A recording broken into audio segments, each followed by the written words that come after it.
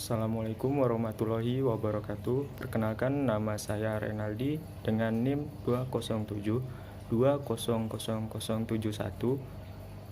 dari kelas 4B Tadris Biologi Fakultas Tarbiyah dan Keguruan.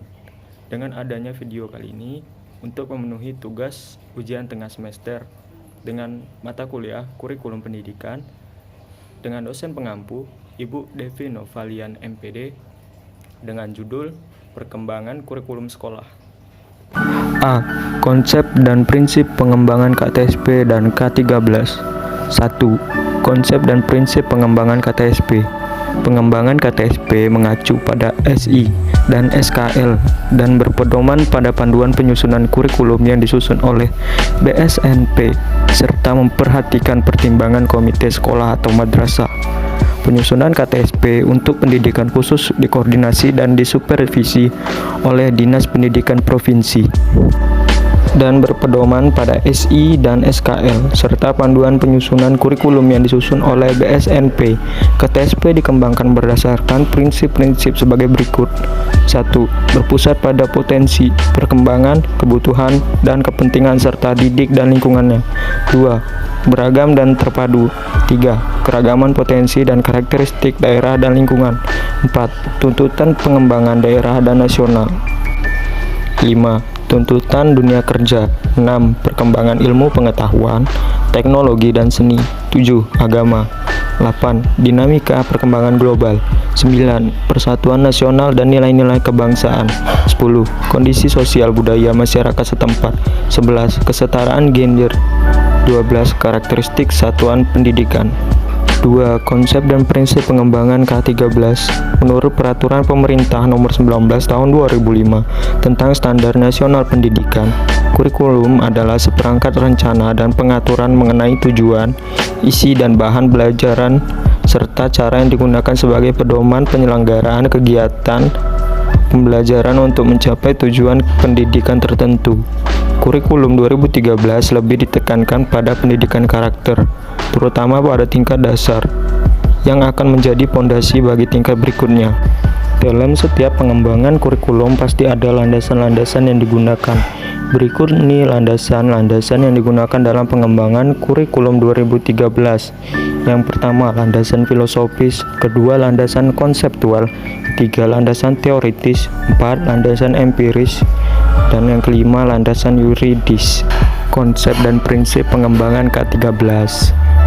Pembaharuan kurikulum perlu dilakukan mengingat kurikulum sebagai alat untuk mencapai tujuan harus menyesuaikan dengan perkembangan masyarakat yang senantiasa berubah dan terus berlangsung.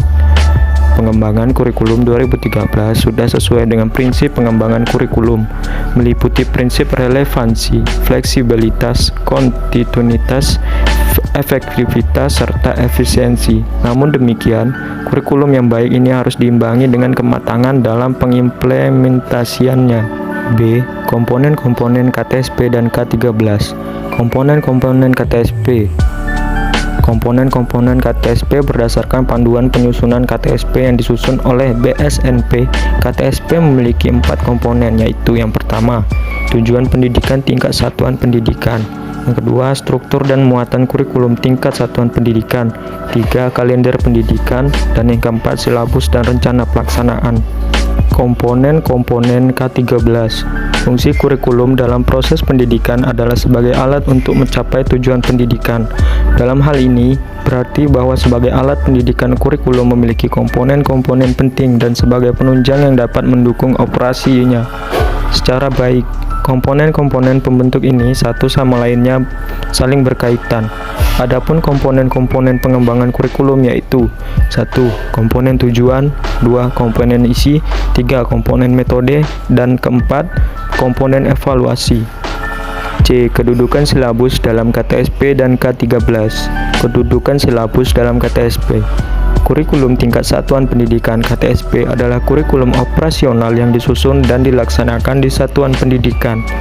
KTSP terdiri dari 2 dokumen, yaitu dokumen 1 dan dokumen 2. Dokumen 1 memuat tujuan pendidikan tingkat satuan pendidikan, struktur dan muatan kurikulum tingkat satuan pendidikan, kalender pendidikan, sedangkan dokumen 2 membuat silabus dan RPP. Kedudukan silabus dalam K13. Kedudukan silabus dalam perencanaan pembelajaran adalah sebagai perantara antara kurikulum dan rencana pelaksanaan pembelajaran atau RPP. Jika batasan kurikulum sebagai program, maka silabus dan rencana pelaksanaan pembelajaran dapat termasuk kurikulum juga. Bedanya, kurikulum merupakan program pendidikan secara nasional yang masih bersifat sangat umum. Silabus merupakan program pembelajaran yang dirumuskan oleh setiap satuan pendidikan, dan rencana pelaksanaan pembelajaran merupakan program yang lebih spesifik sebagai pedoman operasional pembelajaran untuk setiap pertemuan pembelajaran. D. Perbandingan pelaksanaan KTSP dan K13 di sekolah. Kurikulum tingkat satuan pendidikan atau KTSP diberi kewenangan atau otonomi kepada lembaga pendidikan dan mendorong sekolah untuk melakukan pengambilan keputusan secara partisipatif dalam pengembangan kurikulum. Berpusat pada potensi, perkembangan, kebutuhan, dan kepentingan peserta didik dan lingkungannya. Tidak diberi waktu yang cukup untuk mengembangkan berbagai sikap, pengetahuan, dan keterampilan. Kompetensi dinyatakan dalam bentuk standar kompetensi atau SK dan kompetensi dasar atau KD. Kurikulum 2013. Penyeragaman kurikulum dari pusat sehingga meringankan tenaga pendidik dalam menyiapkan materi dan menyiapkan administrasi mengajar. Peningkatan potensi, kecerdasan, dan minat sesuai dengan tingkat perkembangan dan kemampuan peserta didik. Memberi waktu yang cukup leluasa untuk mengembangkan berbagai sikap, pengetahuan, dan keterampilan.